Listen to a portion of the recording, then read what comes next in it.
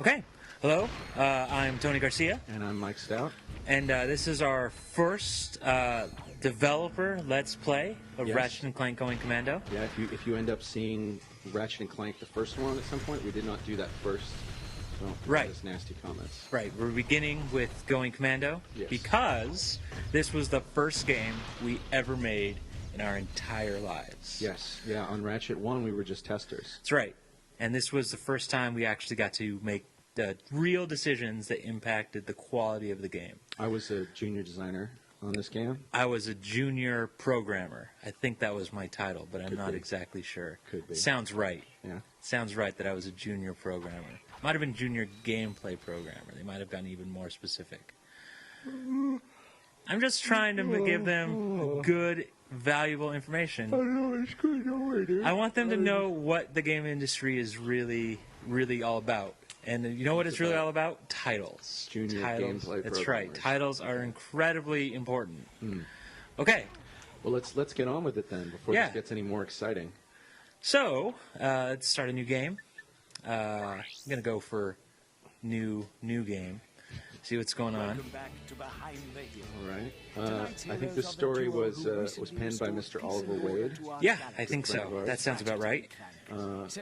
Funny guy, Oliver Wade. Definitely funny guy. I think Oliver Wade was an animator, not a writer. Yeah. He did write the story, but his profession was lead animator, I think, at that time. yeah, and I think he wrote it with John Lawley, the animator. Yeah. Multi-talented animators at Insomniac. Yeah. Multi-talented. Group of creative people, All funny guys. all capable of what was the catchphrase back then? It was innovate, not. Yesterday, I don't know. That might have been a designer No, thing. no. It was down from the top. It I see. was down from the top. It was, at Insomniac, we innovate, we don't iterate. That was it. Is that it? Innovation, not iteration. That sounds good. Yeah, it's a good catchphrase.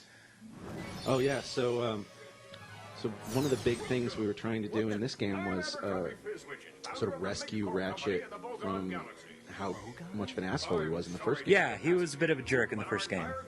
So they changed a lot of things about him. You know, they put him in the commando suit. They gave him a different voice actor. I think this is in the first game it was Mikey Kelly. This Right. supposed to be the guy who does it for the rest of the series. He wasn't mean to Clank all the time. Yeah, in the first game For no reason. Yeah, just kind of an asshole. Right. Yeah. I think it's a good change. I think his personality really started to shine a lot more in these games as they started to go out. And they started to sort of really find their niches apart from each other. Like Ratchet is the guy who's sort of always eager to get into it. Right. Clank is sort of the comedy relief Mac Daddy kind of guy. And Ratchet really embraces the hero role in Yeah. this game. Like he's eager and ready to be the hero. And I like that you put that at the part where they're finding out about all the cool shit they're going to get when they work with this widget. Right. So there he is. Oh, all kinds of stuff. Macrame, ballroom dancing. Oh, that was funny. I'm still laughing. Jokes. Jokes on jokes in this game. Yeah. A note to some of the really hardcore furry Ratchet fans: he still has his tail in this game. Even though he "quote unquote" lost it in Ratchet, Deadlocked, it was still under there. I just want to make sure everyone knows that. Furries. All right, here we go. Into the first level, my level, originally designed by Mark Cerny, coded by me, and That would be excellent all the way around. Just all the way around.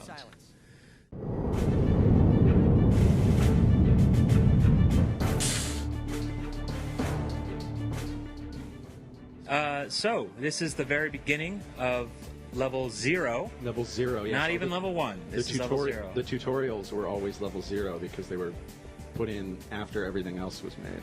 Here's a nice little thing. See those little jet planes out there? Uh-huh. The sky right here. Just a little ambience. Let you know what's going on. The world feels alive. This guy. Vibrant. You know? Clouds whizzing by. Hold on, these controls just need to... These need to You were change. the one guy who never could get behind the inverted camera control. It's wrong. It's just wrong. It shouldn't be that way. I remember I was a staunch advocate of the way they were in this game until they put a reticle on the screen, and then I was with you. Right. It's I don't know. It's just the way it is. Everybody at Insomniac loves inverted. Tupac would say. That's right. Everybody at Insomniac loves inverted controls, but I am not on board. Freaking sucker. Well, you know why you did? Because it's great. Yeah. And you loved it every single time, I'm certain. Yes, yeah. I mean, except all the times it was broken because your shit doesn't work. I don't break things. I only make them better.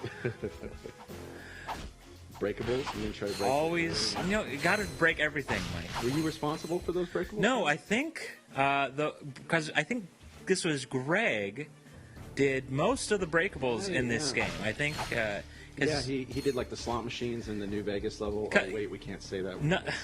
Nothing was breakable in this game until Greg came on board, and then everything was breakable. So thanks to Peter Hastings' corner system. That's right. The breakables came.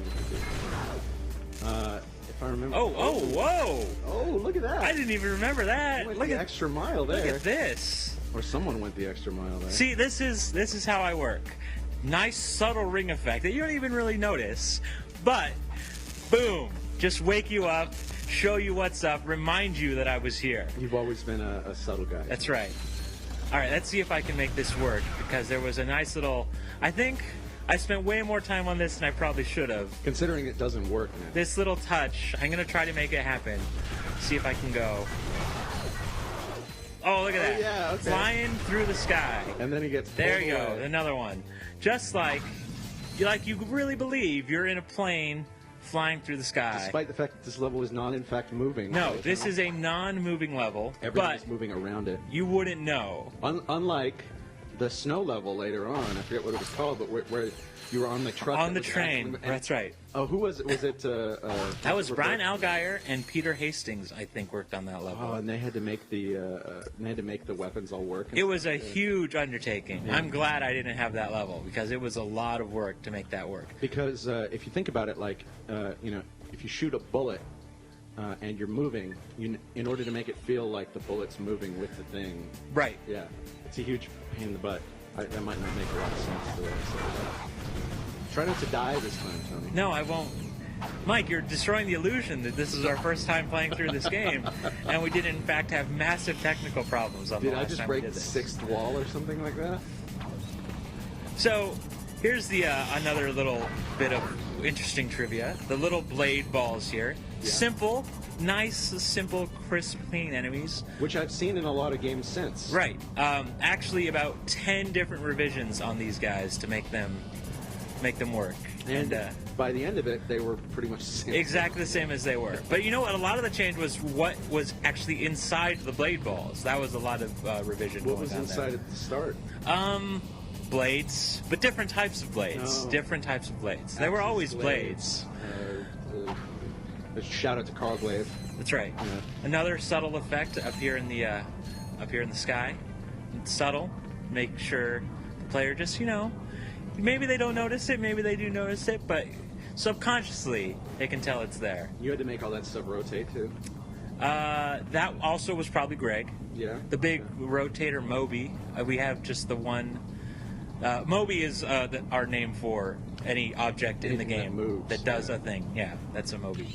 Kind of long form for mob, or Right. Here, you would say in here's another subtle effect. parlance of our time. That's right. Here's another little bit of subtlety, a special touch to make the world feel alive. Ratchet, nice, clean, normal Ratchet, nothing going on there. You take a step outside. Oh, the O2 mask. Look at that. Yeah. Look at that. That's that. I think that shows an attention to detail. I think I just saw a bug, and I'm not going to try to point it out because what am I doing? That's the exact same place that happened before. I told you not to do it, dude. All right. All right, I'm just going to plow through this time. Speed run through. Maybe you can get through more than a quarter of your own level. No, level 0. I'm going to make it happen. You know what this is, though? This is more experience.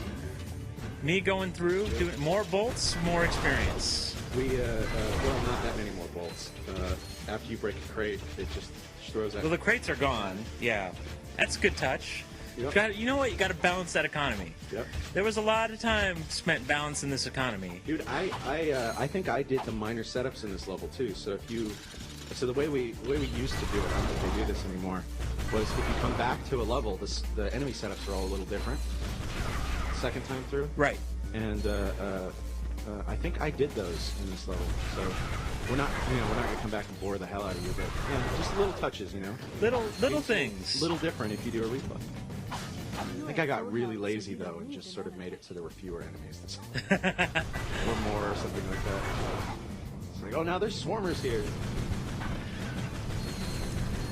But yeah, I mean, that's going to be the biggest challenge, I think, playing through this game, Mike, is seeing all the bugs and not cringing constantly at all the things that are wrong, or at least that we think are wrong. It'll be that, and then trying not to throw up when you cycle the camera around like that while you're talking. I have to do something, Mike. You have to make the world feel alive for the viewers. But it hurts.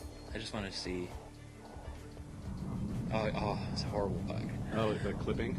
The way that those... So this was a frame rate thing. As I'm sure you spend a lot of time. Yeah.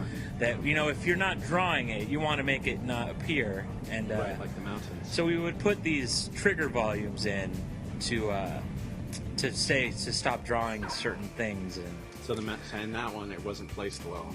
yeah. So you Clearly not by me, though. I probably placed it. Here we I was go. doing most of the frame rate correct. Oh yeah, so this is showing sort of how purposely we set these things up. Like it tells you to use the gravity bomb. We have a bunch of guys there. We're trying to teach you that switching weapons is a good idea. Right. Because a lot of people don't think switching weapons is a good idea. We had a real problem in a lot of the early user tests getting people to switch weapons because they were just having so much fun with the wrench or the regular blaster or something like that. And then later on, when the weapons upgrade, we had to do a lot of obsoleting. It was a huge challenge for this game. I'm just here to fix the transflexor coil. Nice try. Give my regards.